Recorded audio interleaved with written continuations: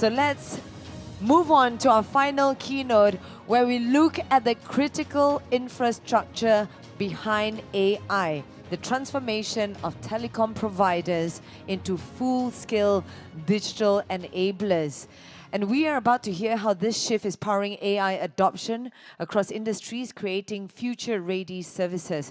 So ladies and gentlemen, here for the final presentation for the ASEAN AI Malaysia Summit 2025, let's put our hands together and welcome our final presenter, Mohamad Rejab, CEO of Telekom Malaysia.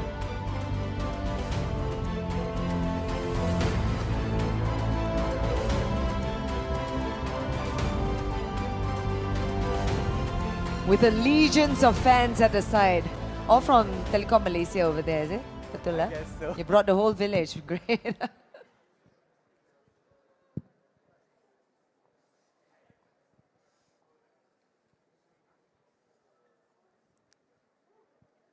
Okay.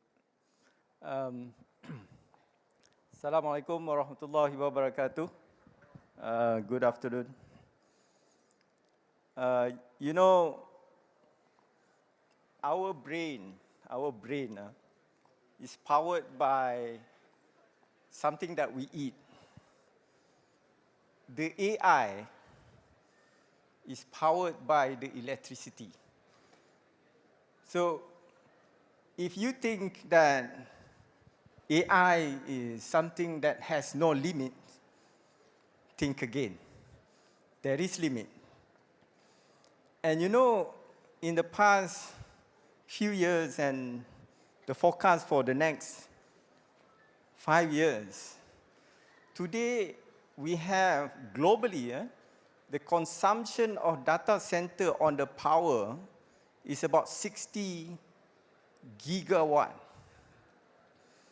And in the next 5 years, it could reach, some forecast says it will reach to about like 200 gigawatt or even more. For Malaysia today, data center, some reports say it's about 400 megawatt. Well, YTL and TM and the rest are building data center. It could reach like more than 2 gigawatt. And all this number, when it comes to one point, it will be very difficult to scale in the next 5 years. So here we are, back to the basic. What power the AI? And it is about the data center, the digital infrastructure that providing that power to the AI. First, let's look at the ASEAN. ASEAN today having more than 70% of internet population, and mostly are youth. And these are the people who will be using all the solution related to AI. And the AI will generate for ASEAN about US 1 trillion by 2030. And you look at the Gartner report, the hype cycle.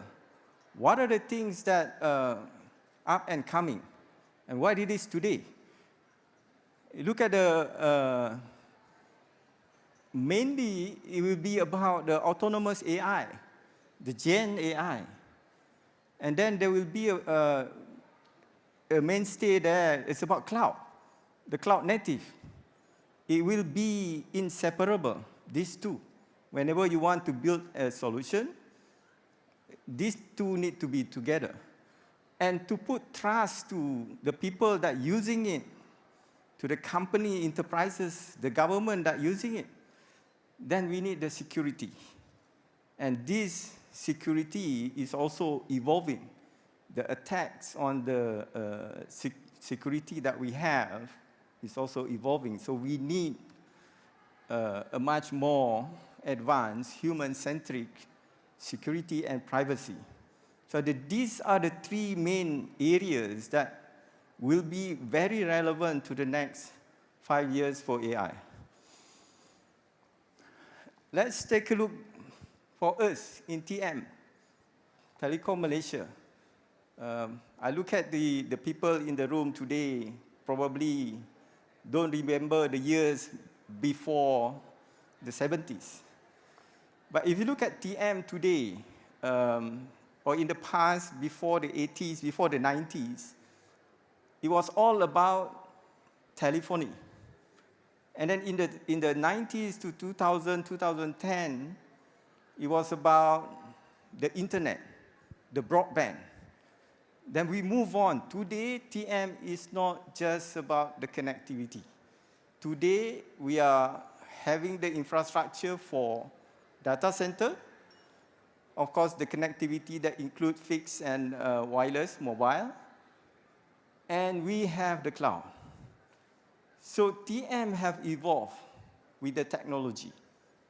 We have moved beyond the connectivity. The topic that I have today is about digital infrastructure.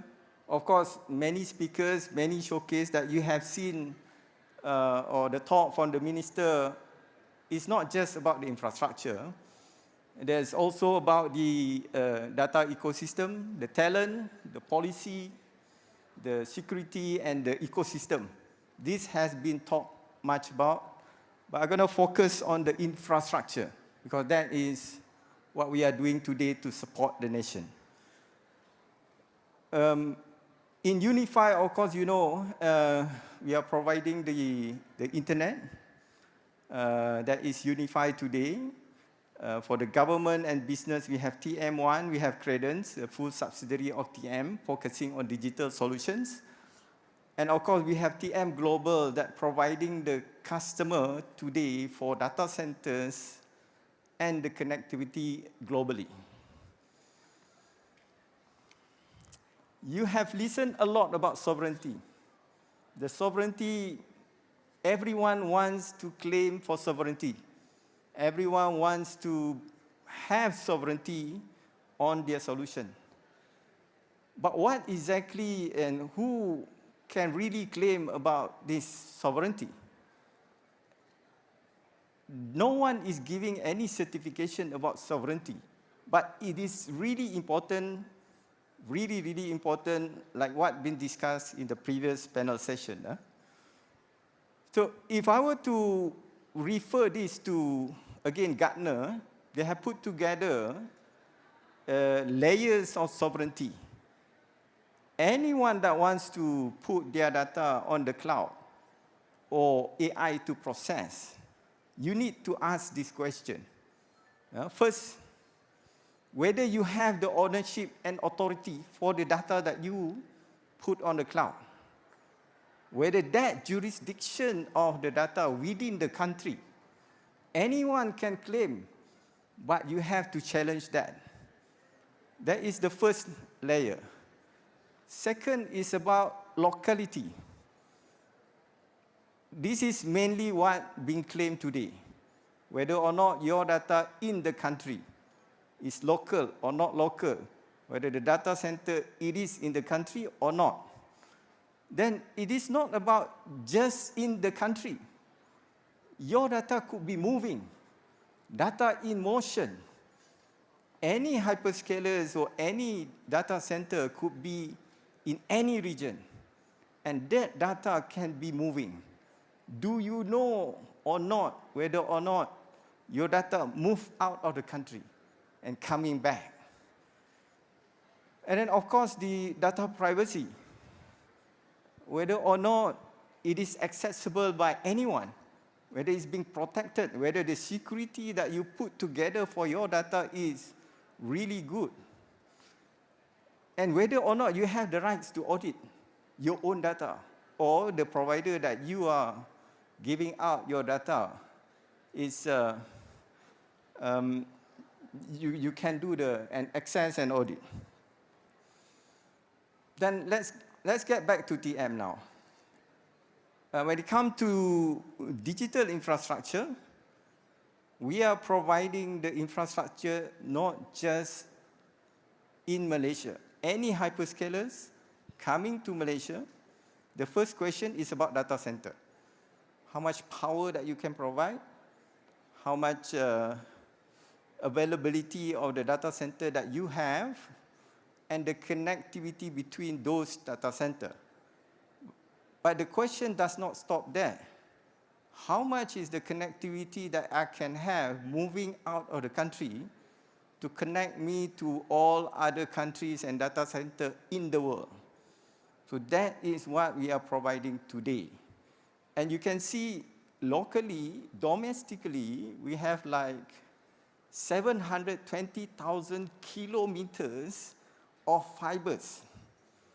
If we take these 720 kilometers of fiber, you can go to the moon and back. That is how far is, or how long is the 720,000 kilometers is of the fiber. So that's how big and extensive is our coverage.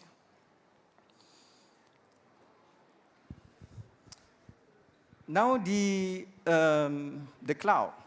So we have data center, we have the connectivity for the infrastructure, we also have the cloud. And the cloud, when it comes to sovereignty, when we map back to the layers of sovereignty that we define or Gartner defined, first, whether is the data stored in the country data center? Yes. Second, whether the design of the data center and the cloud is private. The answer is yes for our CAE-TM cloud. Because we design it in a way that is an air gap. We are not having all this connectivity outside of the country. It is within the country. Then thirdly is about the private connectivity, especially for the government.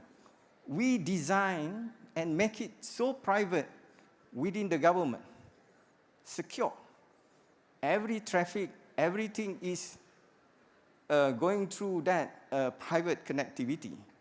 And we can also design, for example, for the banking, the SD-WAN that we have today, also private and going straight directly to our cloud. The private data, some of the customers will ask, do I have the control of the data in terms of the encryption? And that's where we also can design for the customer on the hardware security module.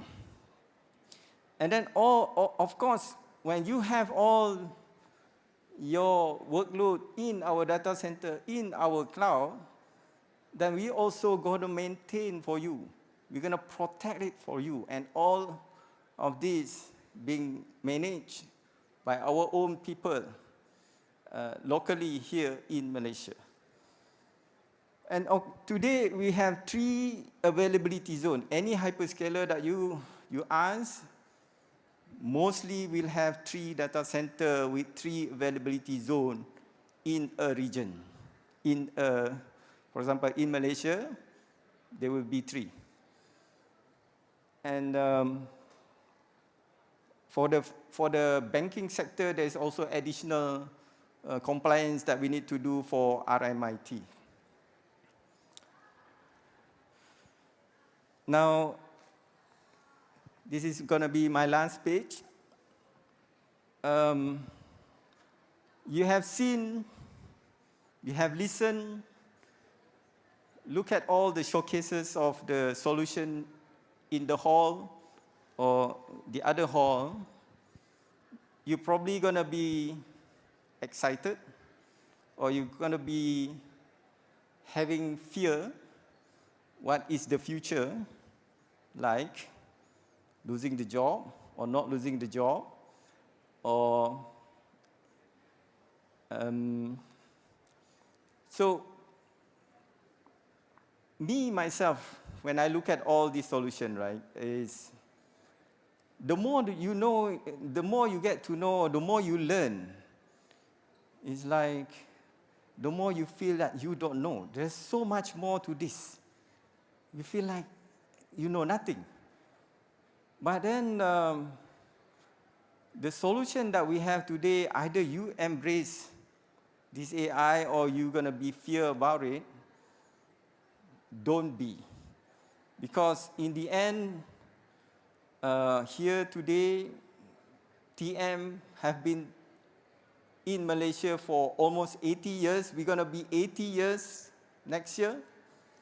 Inshallah, we're going to be here for another 80 years. If you have fear, trust us. Be with us. We can have this journey with you on the cloud and on AI. So for that start, we in